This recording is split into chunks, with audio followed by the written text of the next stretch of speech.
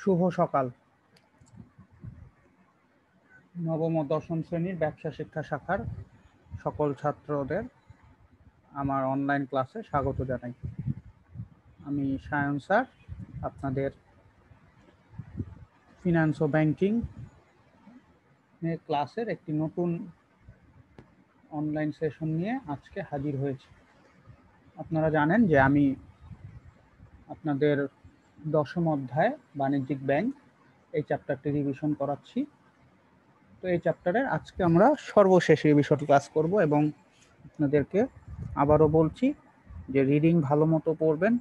আপনাদের রিডিং থেকেই নৈর্ব্যক্তিক প্রশ্ন হবে, রিডিং থেকেই আপনারা রিডিং ভালো জানলে আপনারা সৃজনশীলও ভালো লিখতে পারেন। এর পাশাপাশি আপনারা অতিরিক্ত সৃজনশীল প্রশ্নের জন্য বিভিন্ন বোর্ডের প্রশ্নগুলোকে ফলো করতে পারেন। নৈর্ব্যক্তিকের জন্য আপনারা বিভিন্ন বোর্ডের নৈর্ব্যক্তিক ফলো করতে পারেন। তো আজকের আলোচনায় আমরা আপনাদের বইয়ের 107 ও 108 পৃষ্ঠা আলোচনা করব।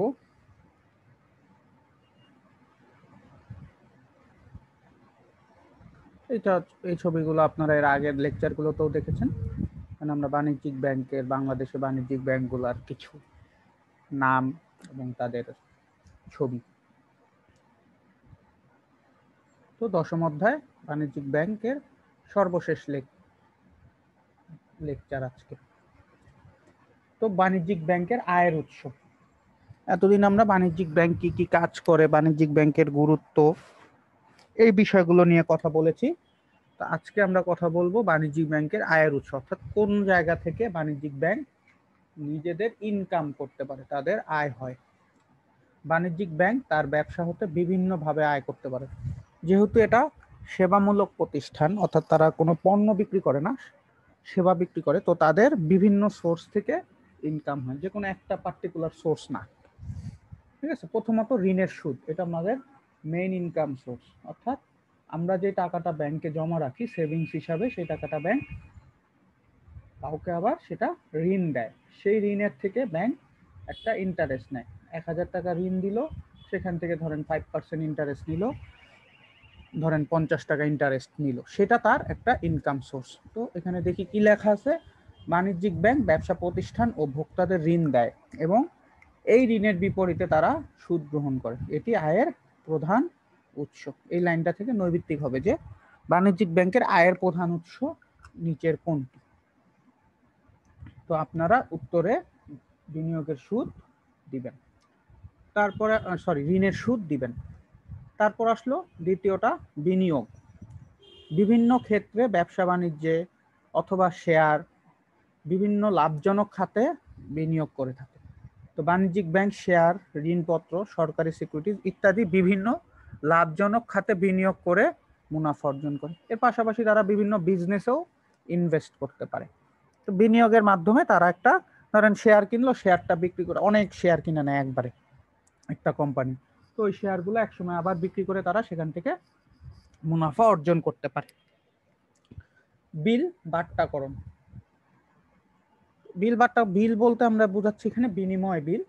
তো বাণিজ্যিক ব্যাংকে গেলে আপনি ক্রয় বিক্রয় সংক্রান্ত যে বিলটা, ধরেন আজকে আপনি কাউকে কোনো কিছু বিক্রি করলেন, ওই লোক আজকে আপনাকে টাকা না দিয়ে 3 মাস পরে টাকা দেওয়ার একটা প্রতিশ্রুতি বা বিল দিয়ে দেয়, সেটাকে আমরা বিনিময় বিল বলি। তো এখন আপনার টাকা 3 মাস পরে না, আপনার আগেই দরকার, তখন আপনি ব্যাংকে নিয়ে সেটাকে ভাঙায়া মেয়াদ পূর্তির আগে টাকা নিতে পারেন। এবং যদি মেয়াদ পূর্তির আগে টাকা নেন, যদি আপনার 1000 টাকার বিল হয়, ব্যাংক বলবে যে না, আপনি 3 মাসের আগে 2 মাসের সময় চলে আসছেন, আপনি 100 টাকা কম পাবেন, তাহলে 900 টাকা, ওই 100 টাকাই ব্যাংকের উপার্জন।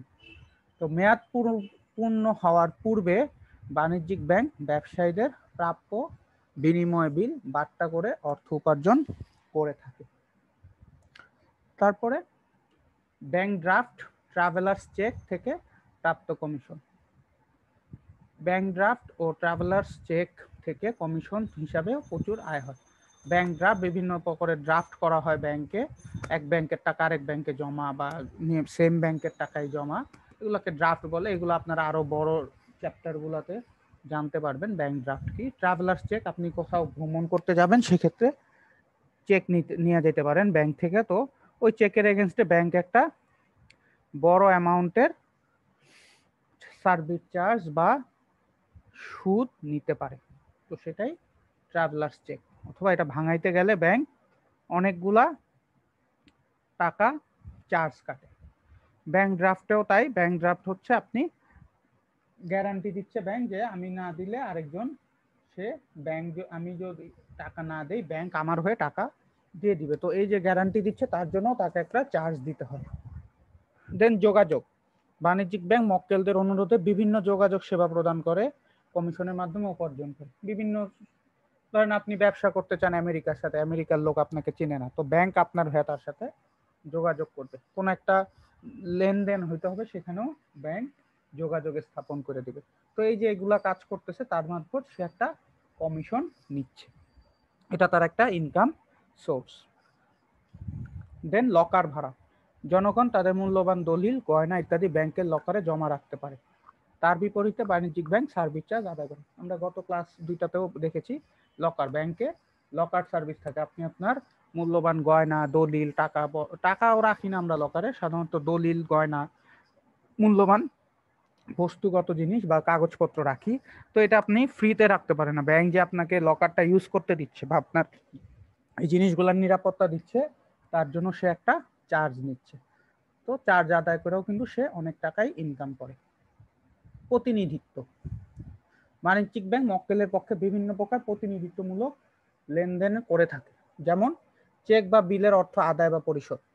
ব্যাংক আপনার হয়ে বিভিন্ন সময় টাকা আদায় করে বিভিন্ন লোকের কাছ থেকে, আপনার চেকটাকে বা আপনার চেকটা কারো কাছে পৌঁছায় দেয়। তো এইসব কাজ সবই কমিশনের মাধ্যমে করে থাকে এবং এটাও তার একটা আয়ের উৎস। শেয়ার ক্রয় বিক্রয় মধ্যস্থতা, তো একটা কোম্পানি যখন শেয়ার ছাড়তে চায় তখন তার শেয়ার ছাড়তে হলে অবশ্যই ব্যাংক মারফত হয়ে তারপর শেয়ারটা ছাড়তে হবে। তো ওই যে সে মধ্যস্থতাকারী করতেছে একটা শেয়ার ছাড়ার ব্যাপারে, তার জন্য সেই কোম্পানি থেকে সে একটা টাকা নেয়। বৈদেশিক বিনিময়, বৈদেশিক বিনিময় যে ডলার ভাঙায় টাকা করা, তারপরে আপনি টাকা থেকে ডলার করা, এইগুলা ক্ষেত্রে ব্যাংক যার রেট তার থেকে একটু কম বলে, তাহলে ওইটুকুই তার মুনাফা। বৈদেশিক মুদ্রা ক্রয় বিক্রয় করে বাণিজ্যিক ব্যাংক তার মুনাফা অর্জন করতে পারে। আমদানি রপ্তানি বাণিজ্য, বৈদেশিক বাণিজ্য, যে আপনি এক্সপোর্ট ইম্পোর্টের যে ব্যবসা হয় এবং সেই লেনদেনগুলোর নিষ্পত্তিতেও ব্যাংক ভূমিকা রাখে, কারণ প্রত্যেকটা বৈদেশিক লেনদেনে আমদানি রপ্তানির ব্যাংক ছাড়া হবে না, এবং সেই কাজ করার জন্য সেই বাণিজ্যিক ব্যাংক একটা সার্ভিস চার্জ নিয়ে থাকে এবং তার একটা আয়ের বড় অংশই এটা। প্রত্যেকটা ব্যাংকের দেখবেন ফরেন এক্সচেঞ্জ ডিপার্টমেন্ট থাকে, তারা এই আমদানি রপ্তানি বাণিজ্যটা দেখে। প্রত্যয়নপত্র, এই আন্তর্জাতিক বাণিজ্যের সাথে রিলেটেড আমদানিকারকদের প্রত্যয়নপত্র ইস্যু করে বাণিজ্যিক ব্যাংক কমিশন দেয়। তো লেটার অফ ক্রেডিট, প্রত্যয়নপত্রকে আমরা ইংলিশে লেটার অফ ক্রেডিট অথবা এলসি বলি। আমরা জানি এলসি ছাড়া আপনি বৈদেশিক বিনিময় করতে পারবেন না।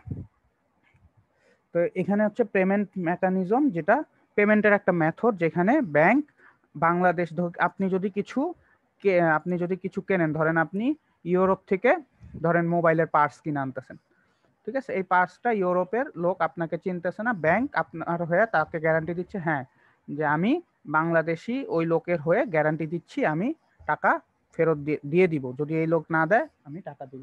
তো এই যে এই কথাটা সে বলতেছে, এর জন্য তাকে একটা কমিশন দিতে হয়, ঠিক আছে। তো এই প্রত্যয়ন পত্রটা যে ইস্যু করতেছে, সে যে গ্যারান্টার হচ্ছে আপনার হয়ে, তার জন্য তাকে প্রত্যয়নপত্র ইস্যুর জন্য তাকে কমিশন দিতে হয়। ঐচ্ছিক, ট্রাস্টি হিসাবেও কাজ করে এবং কমিশন আদায় করে। ব্যাংক অনেক সময় ট্রাস্ট হিসাবে কাজ করে, যেমন আপনাদের টাকা আপনারা ব্যাংকের মারফত আপনাদের বেতন জমা দেন, অনেক সময় এখন দেওয়া হচ্ছে, তাই না? তো এই যে অন্যান্য কিছু সার্ভিস দেয়, এই যে বিভিন্ন বিদ্যুৎ বিল, গ্যাস বিল জমা নেয়, সেখান থেকেও তারা কিন্তু একটা ছোট কমিশন পায়। তো এটা একটা ইনকামের সোর্স। তো এই হলো ব্যাংকের ইনকামের 13টা মাধ্যম বা 13টা ওয়ে। তো এখন ব্যয়ের খাত, এখন ব্যাংকের ব্যয় কোথায়? অনেকগুলা ক্ষেত্র আছে, এগুলাকে অনেক ভাগে আমরা বলি।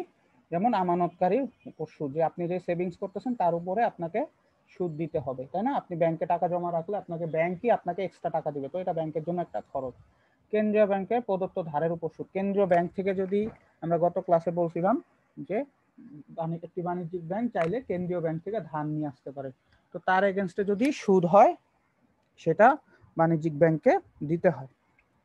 তো এর জন্য যে সুদ সেটাও বাণিজ্যিক ব্যাংকে প্রদান করতে হবে। তারপরে অন্যান্য বাণিজ্যিক, এটার সাথে রিলেটেড, যদি অন্যান্য সে কোনো বাণিজ্যিক ব্যাংক থেকে নেয় সেক্ষেত্রেও তাকে একটা সুদ প্রদান করতে হবে।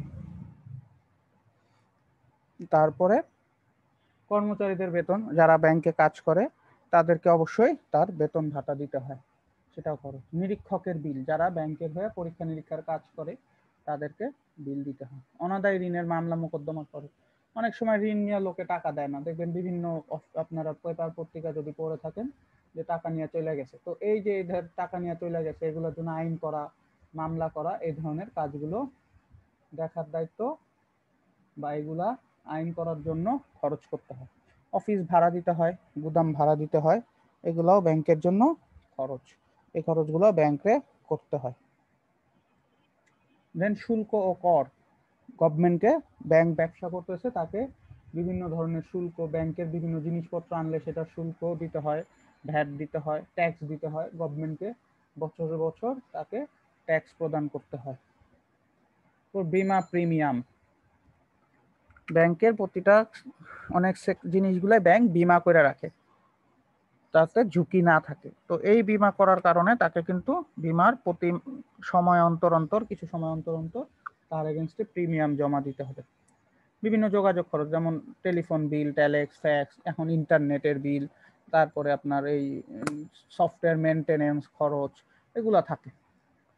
বিজ্ঞাপন, তো আমরা পেপার পত্রিকা খুললেই, টিভি দেখলেই বিভিন্ন ধরনের বিজ্ঞাপন দেখি ব্যাংকের। তো এই যে বিজ্ঞাপন দিতে হয় সেগুলো ব্যাংকের খরচ, এই খরচগুলো ব্যাংকেই করতে হচ্ছে।